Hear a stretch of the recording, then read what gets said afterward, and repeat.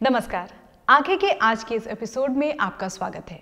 आज के इस अंक में हम बात करेंगे स्वच्छता पर और बिहार में खेल की स्थिति पर, साथ ही चर्चा करेंगे ग्राहक जागरूकता पर।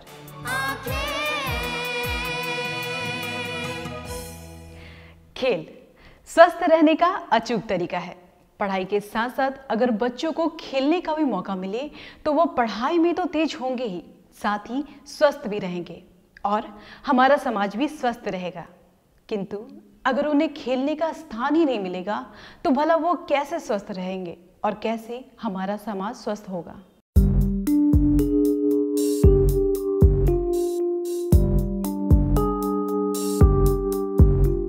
भारत का उत्तर पूर्वी सीमावर्ती राज्य बिहार की गौरवशाली इतिहास के असंख्य पन्नों को सहेजे हुए है। चाहे बात यहाँ के इतिहास की हो या वर्तमान राजनीति की, कोई भी ऐसी जगह नहीं है जो बिहार की अनदेखी कर दे। न्यूज़ चैनलों या अखबारों के समाचार का एक बड़ा हिस्सा बिहार को ध्यान में रखकर बनाया जाता है, लेकिन इन सब के बीच बिहार में खेलों का बुरा हाल किसी से नहीं छुपा। कई सरकारें आई, कई चली गई, लेकिन राज्य में खेल की हालत बस राम भरोसे है। करीब 3 दशकों से खेल पटरी पर आने के बजाय और धंसता ही चला जा रहा है।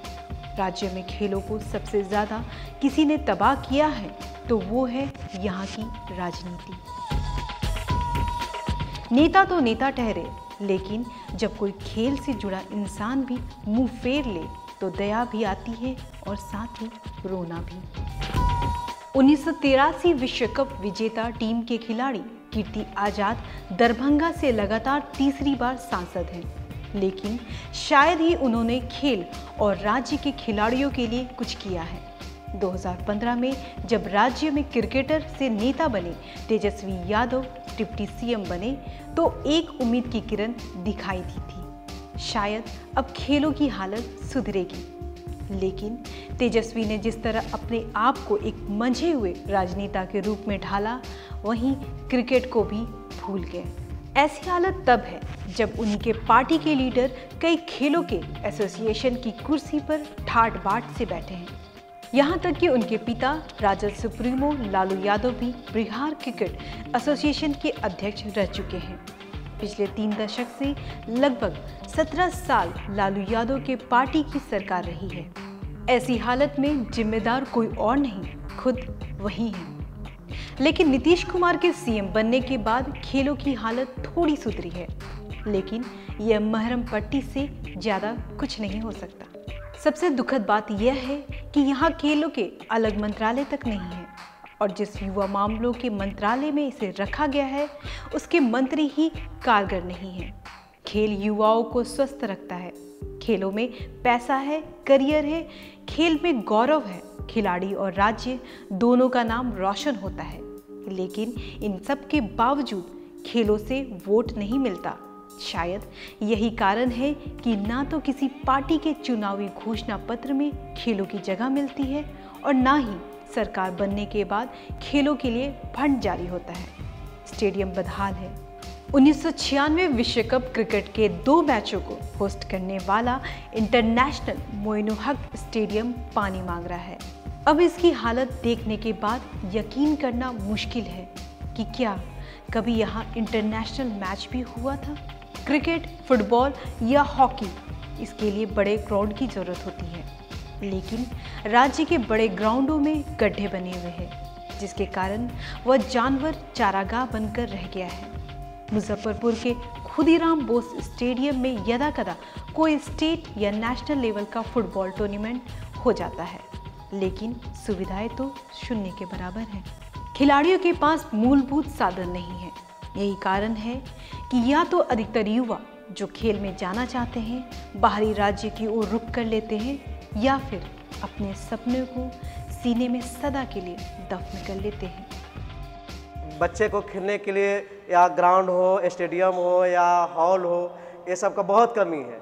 दूसरी बात कि बच्चा अगर कहीं खेलने के लिए अगर इच्छुक भी है तो खेल नहीं पाते हैं, इसलिए कि ग्राउंड कहीं है नहीं तो खेल क्या पाएंगे। बिहार में खास करके जो खेल के प्रति सरकार का जो मोनोपोली दिखाई दे रहा है वो और जगहों की अपेक्षा सर हमारे यहाँ खेल को बढ़ावा नहीं दिया जा रहा है। इसके चलते क्या हो रहा है सर कि जो भी खिलाड़ी किसी खेल में जैसे कि आगे भी जाना चाहते हैं तो उनको उस स्तर का हम लोग प्रोत्साहन तो हम लोग दे रहे हैं, ठीक है, लेकिन सरकार से उन लोगों को प्रोत्साहन नहीं मिल रहा है। इसके चलते सर खिलाड़ी कुंठित हो रहे हैं।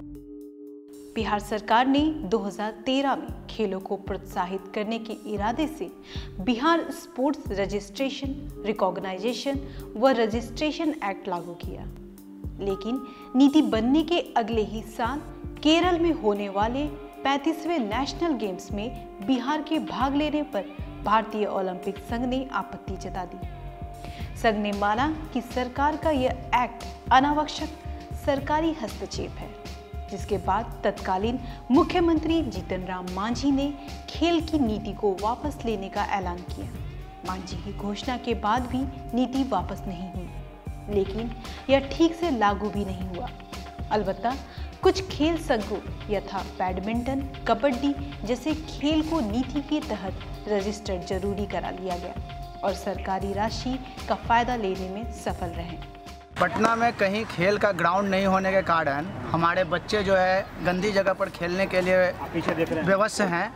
और आप पीछे देख सकते हैं कि यहाँ बच्चे प्रैक्टिस कर रहे हैं, साथ में गाय चल रही है और फील्ड की दुर्दशा भी देख रही है। हम लोग सिर्फ सरकार से एक डिमांड करना चाहते हैं कि बिहार के लड़का भी आगे बढ़े, IPL खेले, बैडमिंटन में जाए, वॉलीबॉल में जाए। इसके लिए सरकार को जगह मुहैया कराना चाहिए ताकि यहाँ पर जो कोच सिखाते हैं उनको एक अच्छा जगह मिले, एक अच्छा माहौल मिले बच्चों को खेलने के लिए, ताकि हम लोग का बच्चा आगे जाकर कुछ बने। खेल के विकास में सबसे मजबूत व आवश्यक पायदान है आधारभूत संरचना, लेकिन मुख्यमंत्री खेल विकास योजना के अंतर्गत सालों से बन रहे आउटडोर स्टेडियम का निर्माण अब तक केवल 30% ही हुआ है। कछुए की गति से चल रहे निर्माण कार्य का अंदाजा इसी से लगाया जा सकता है कि अब तक 242 में से 69 स्टेडियम का निर्माण कार्य ही पूरा हो सका है। 79 स्टेडियम का काम अब तक अधूरा है, जबकि 74 का कार्य अब तक शुरू भी नहीं हो पाया है। अगर यही स्थिति रही तो बिहार में खेल का भविष्य अधर में ही रह जाएगा।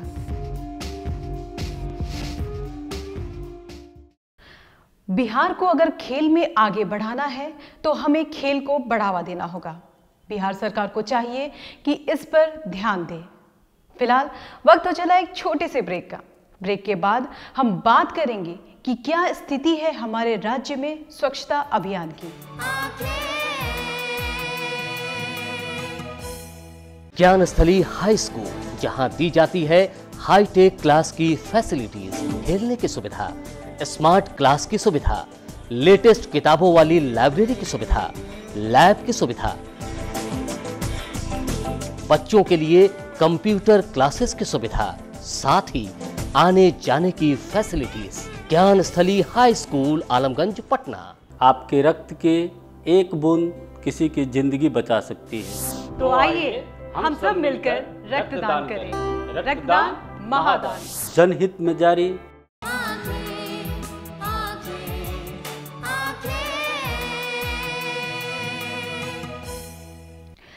ब्रेक के बाद एक बार फिर आपका स्वागत है। स्वच्छता का संबंध केवल हमारे परिवेश से ही नहीं, हमारे स्वास्थ्य से भी है। हर साल 2 अक्टूबर को स्वच्छ रहने का शपथ तो हम लेते हैं, किंतु कितना इस पर हम काम कर पाते हैं। घर के आसपास कचरा फेंकना हमारी आदत में शुमार है। अगर हम इस आदत को नहीं बदलेंगे तो हम स्वच्छ भारत की कल्पना भी नहीं कर सकते हैं।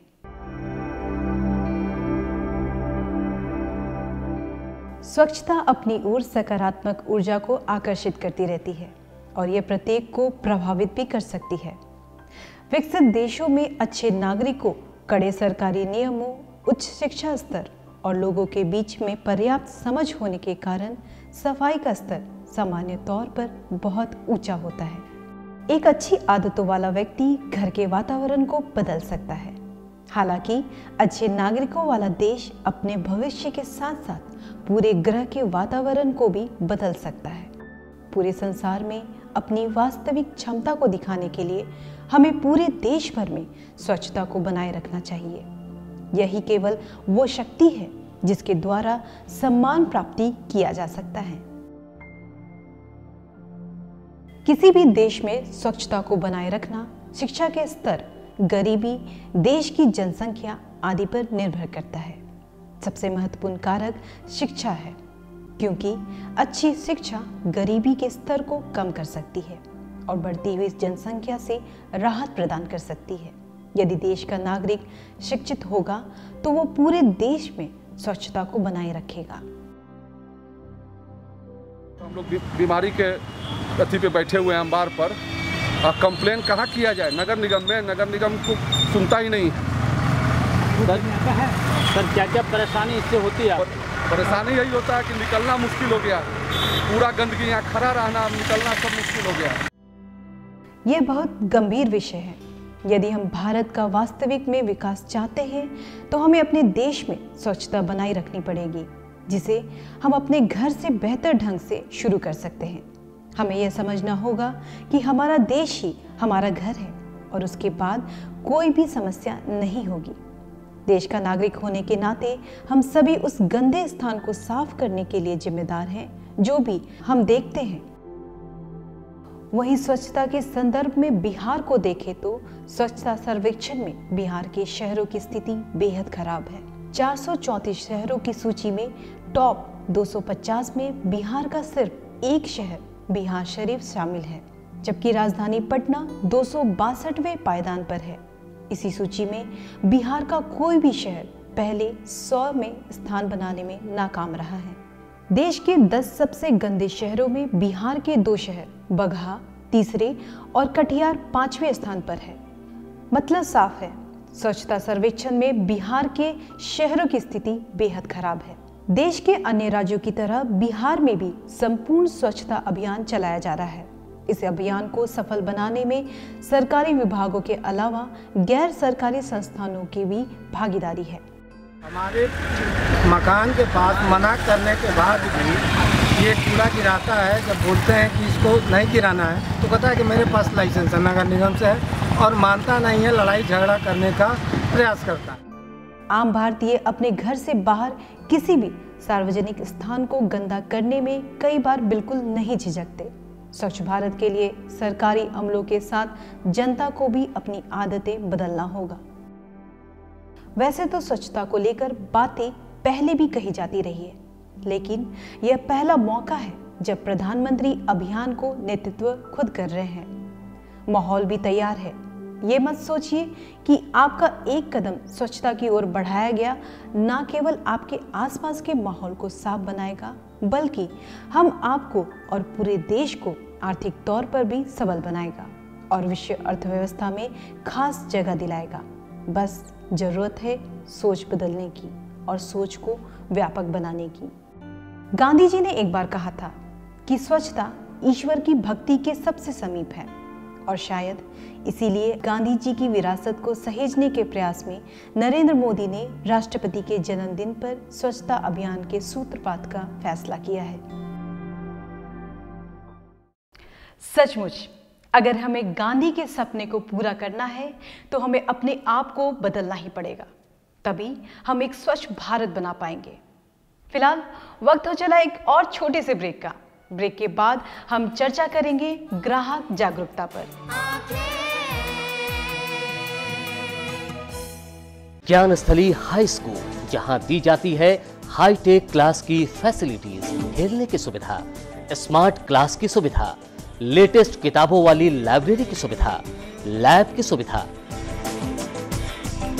बच्चों के लिए कंप्यूटर क्लासेस की सुविधा, साथ ही आने जाने की facilities. Gyansthali high school, Alamganj, Patna.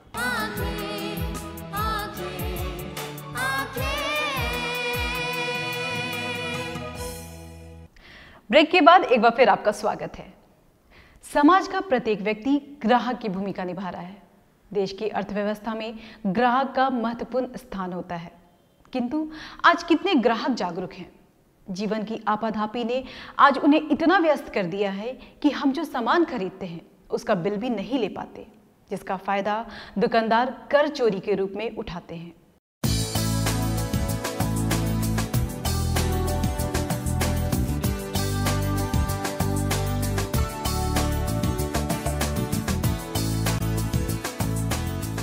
देश की अर्थव्यवस्था में ग्राहक का महत्वपूर्ण स्थान है।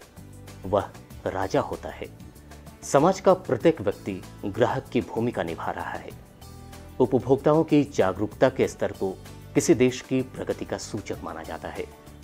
उपभोक्ता के अधिकारों को उचित संरक्षण दिए जाने की जरूरत है।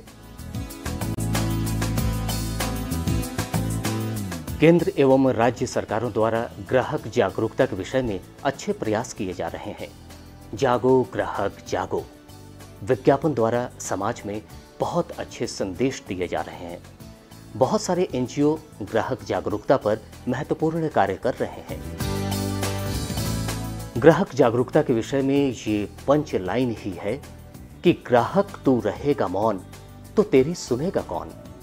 टीवी पे प्रचार देख के, ऐड देख के एथी कंज्यूमर कोर्ट में आ जाते हैं कि 90 दिन में यहाँ फैसला होता है, लेकिन खास करके हमारी बिहार की बात, यहाँ डिस्ट्रिक्ट कंज्यूमर पटना की तो बहुत स्थिति खराब है सर। आप सभी स्टेट कंज्यूमर कोर्ट का देख लीजिए, वहाँ पर सुविधाएं हैं, वहाँ पर अच्छे ढंग से काम होता है, लेकिन यहाँ कुछ नहीं है। ये जब से उपभोक्ता फोरम का गठन हुआ है 1986 में, ये सरकार बहुत अच्छा काम किया था, लेकिन बिहार सरकार जो लोकल गवर्नमेंट होती है उसकी लापरवाही की वजह से ये ठीक से काम नहीं कर रहा है। ये यहाँ पर हर चीज़ की प्रॉब्लम है। जैसे आप स्टेशनरी की प्रॉब्लम है, अब पब्लिक को पहले पैसा नहीं लगाना पड़ता था नोटिस वगैरह भेजने के लिए, अब नोटिस भेजने के लिए भी पब्लिक से पैसा लिया जाता है। पब्लिक को खुद जो है सो नोटिस भेजवाना पड़ता है अपोजिट पार्टी को। जागरूकता के अभाव और अज्ञानता से ग्राहक को सदैव नुकसान होता है। अतः हम स्वयं जागरूक होकर अन्य समाजजनों को जागरूक कर शोषण मुक्त समाज की स्थापना कर सकते हैं। उपभोक्ता के अधिकारों को उचित संरक्षण दिए जाने की जरूरत है। भारत में ये संरक्षण उपभोक्ता संरक्षण अधिनियम 1986 के अधीन गठित उपभोक्ता अदालतें राष्ट्रीय, राज्य और जिला स्तर पर प्रदान कर रही हैं। उपभोक्ता हितों की रक्षा के लिए निम्न उपभोक्ता अधिकार आवश्यक है, जिसमें सुरक्षा का अधिकार, सुनवाई या कहने का अधिकार, शिकायत निवारण का अधिकार, उपभोक्ता शिक्षा का अधिकार, चुनाव या पसंद का अधिकार, बुनियादी आवश्यकताओं का अधिकार महत्वपूर्ण है। ये कंज्यूमर जो प्रोटेक्शन एक्ट है, इसमें 3 टायर है। एक है नेशनल लेवल पर नेशनल कमीशन, जो कि एक अवकाश प्राप्त सुप्रीम कोर्ट के न्यायाधीश उसके अध्यक्ष होते हैं। वो वहाँ बात लाई जा सकती है, अगर बड़ी बात है, बड़ी वस्तु है, उनकी क्लेम बहुत ज़्यादा है, तो 1 करोड़ से ऊपर का अगर कोई ग्रीवांस किन्हीं को कोई शिकायत होगी, वो नेशनल कमीशन में, राष्ट्रीय आयोग में वो केस बात लाई जाएगी। और अगर 1 करोड़ से कम और 20 लाख से अगर अधिक की है तो राज्य आयोग में बात लाई जा सकती है, लेकिन उसकी मालियत जो है 20 लाख से लेकर के 1 करोड़ के बीच की होगी। और अगर 20 लाख से कम की मालियत है, छोटे छोटे बाद हैं, उसमें हर जिला में एक जिला फोरम बनाई गई है, जिला उपभोक्ता फोरम। उसके अध्यक्ष हुआ करते हैं अवकाश प्राप्त जिला न्यायाधीश या अपर जिला न्यायाधीश, वहाँ लाई जा सकती है। जिला न्यायाधीश जो जिला उपभोक्ता फोरम में की जो आदेश होगी, बाद के ऊपर में, शिकायत के ऊपर में जो आदेश होगी, उसका अपील फिर यहाँ पर होगी, राज्य आयोग में होगी, और राज्य आयोग में उसके निपटारा की जाएगी। फिर भी अगर पार्टी उससे संतुष्ट ना हो तो फिर राष्ट्रीय आयोग में वो रिवीजन दायर कर सकती है। बाजार में होने वाली जमाखोरी, कालाबाजारी, मिलावटी सामग्री का वितरण, अधिक दाम वसूलना, ठगी, बिना मानक वाले वस्तुओं की बिक्री, नाप तौल में अनियमितता, गारंटी के बाद भी सर्विस प्रदान नहीं करने के अलावा ग्राहकों के प्रति होने वाले अपराधों को देखते हुए ग्राहक जागरूकता अभियान की आवश्यकता है। ग्राहक के विभिन्न हितों को ध्यान में रखते हुए प्रत्येक वर्ष 15 मार्च को विश्व उपभोक्ता संरक्षण दिवस मनाया जाता है। वहीं हर साल 24 दिसंबर को राष्ट्रीय उपभोक्ता संरक्षण दिवस भी मनाया जाता रहा है।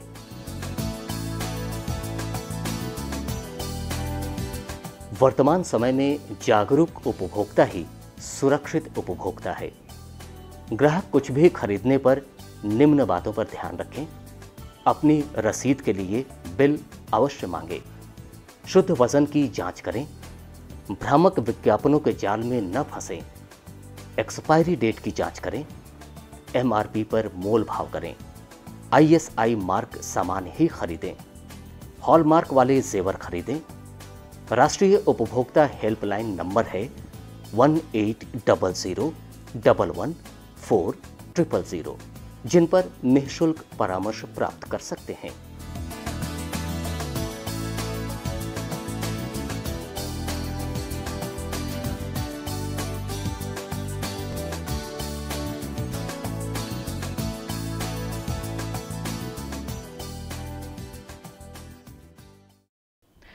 अगर हम जागरूक हैं तो हमें कोई ठग नहीं सकता।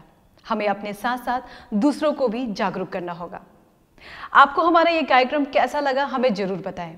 हमारा ईमेल आईडी है lmcanki2017@gmail.com। आज के अंक में इतना ही। मिलेंगे अगले अंक में कुछ नए मुद्दों के साथ। तब तक के लिए मुझे दीजिए इजाजत। नमस्कार।